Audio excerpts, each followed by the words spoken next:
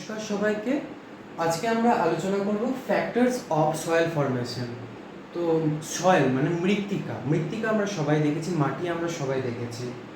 তো এই মাটি তৈরির পিছনে কিন্তু কিছু উপাদান থাকে যেগুলোকে আমরা ফ্যাক্টরস বলি, সেগুলো কিন্তু এই মাটি তৈরির প্রক্রিয়াটাকে ইনফ্লুয়েন্স করে।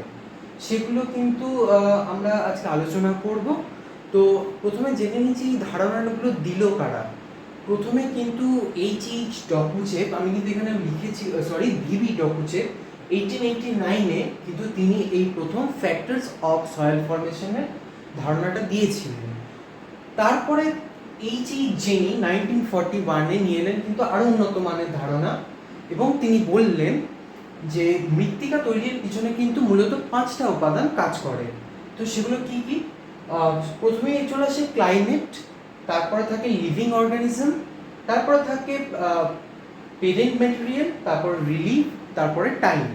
তিনি কিন্তু একটি সূত্রের মাধ্যমে এটি দেখিয়েছিলেন। সূত্রটি যদি তোমরা দেখতে পাবে এখানে, যে সয়েল ইকুয়াল টু এফ মানে হচ্ছে ফ্যাক্টর, ব্র্যাকেটে পি মানে হচ্ছে কিন্তু আমাদের পেরেন্ট ম্যাটেরিয়াল, সিএল মানে ক্লাইমেট, ও মানে হচ্ছে অর্গানিজম মানে লিভিং অর্গানিজম, আর মানে রিলিফ, আর টি মানে কিন্তু টাইম। তো আমরা কিন্তু একে একে সবগুলো ফ্যাক্টরসকে নিয়ে আলোচনা করব। তো প্রথমে যদি আমরা আসি ক্লাইমেট নিয়ে, তো ক্লাইমেটের মধ্যে মূলত কিন্তু দুটো জিনিস এই মৃত্তিকাকে ইনফ্লুয়েন্স করে। একটা হচ্ছে কিন্তু রেইনফল বা প্রেসিপিটেশন, আর দ্বিতীয় হচ্ছে কিন্তু টেম্পারেচার। রেইনফল যদি আমরা দেখি তাহলে রেইনফল যত বেশি হয়, মাটির ডেপথ অর্থাৎ মাটি কিন্তু তত বেশি পরিমাণে কিন্তু সৃষ্টি হয়। যখন রেইনফল হয় তার কিছুটা তো ইভাপোরেট হয়ে যায় আবার অ্যাটমসফিয়ারে, কিন্তু তার 15 থেকে 50% অর্থাৎ 15 থেকে 50% পর্যন্ত কিন্তু পার্কোলেট হয়, অর্থাৎ নিচের কিন্তু চলে যায়।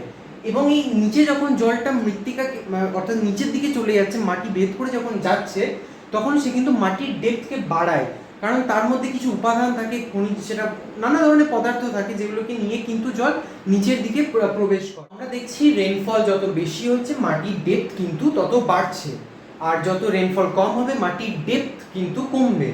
আবার আমরা এটাও দেখতে পাই অনেক সময় যে কোনো হিউমিড রিজিয়নে কিন্তু বৃষ্টিপাত যদি খুব বেশি নাও হয়, কিন্তু ময়েশ্চার থাকার কারণে কিন্তু মাটির ডেপথ কিন্তু এমনিই বেশি থাকে, অর্থাৎ জল কিন্তু সেখানে কৈশিক প্রক্রিয়া নিচের দিকে যেতে থাকে, ঠিক আছে, এবং লিচিং নিচের দিকে হতে থাকে, এবং কিন্তু মাটির ডেপথও বাড়তে থাকে।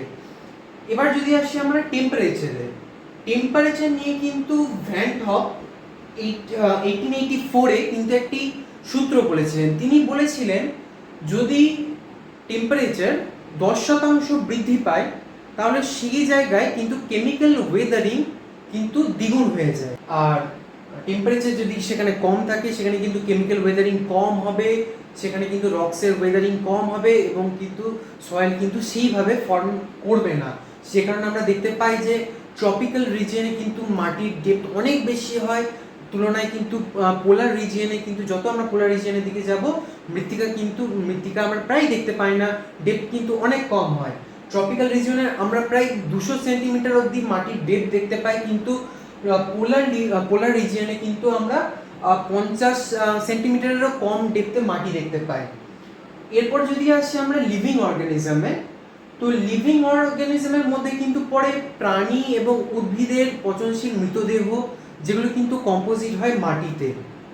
এর মধ্যে আমরা দেখতে পাই যে এই লিভিং অর্গানিজমগুলো কিন্তু ইনফ্লুয়েন্স করে যে মাটির প্রকৃতি কীরকম হবে, মানে মাটি অ্যাসিডিক হবে, মাটি মানে ক্ষারকীয় হবে, নাকি মাটির রং কি হবে, মাটির টেক্সচার কি হবে, এটা কিন্তু এই লিভিং অর্গানিজমে কিন্তু ঠিক করে। আমরা দেখতে পাই প্রেরি রিজিয়নে কিন্তু আমরা দেখতে পাই মাটি কিন্তু অনেকাংশে কিন্তু আমরা চার্নোজেন মাটি দেখতে পাই। আবার আমরা যদি সরলবর্গীয় অরণ্যতে দেখি, সেখানে কিন্তু অ্যাসিডিক পর্জল মাটি আমরা দেখতে পাই, ঠিক আছে।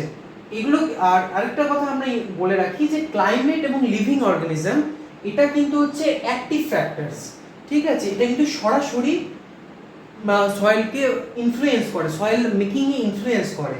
আর বাকি যে তিনটে রয়েছে অর্থাৎ পেরেন্ট ম্যাটেরিয়াল, রিলিফ এবং টাইম, এগুলো কিন্তু হচ্ছে পেসিভ ফ্যাক্টরস।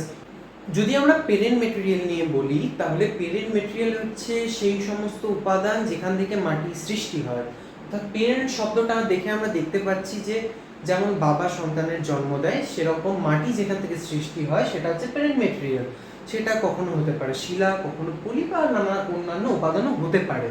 তো এই পেরেন্ট মেটেরিয়ালের উপর কিন্তু ডিপেন্ড করে মাটির স্ট্রাকচার কীরকম হবে, টেক্সচার কীরকম হবে, কালার কীরকম হবে, এগুলো কিন্তু এই পেরেন্ট মেটেরিয়ালের উপর ডিপেন্ড করে থাকে। সাপোজ ধরা যাক যদি গ্রানাইট থেকে মাটি সৃষ্টি হচ্ছে, তো গ্রানাইট থেকে মাটি যখন সৃষ্টি হয় সেখানে কিন্তু বালির ভাগ অনেক বেশি থাকে। আবার যখন আমরা দেখছি ব্যাসাল্ট থেকে মাটি সৃষ্টি হচ্ছে, তখন সেখানে কিন্তু কাদার পরিমাণ বেশি থাকছে। আবার আমরা যদি কালার দেখি, তাহলে কালার যখন কোয়ার্টজ থেকে মাটি সৃষ্টি হচ্ছে তখন কিন্তু মাটির রং ধূসর হচ্ছে।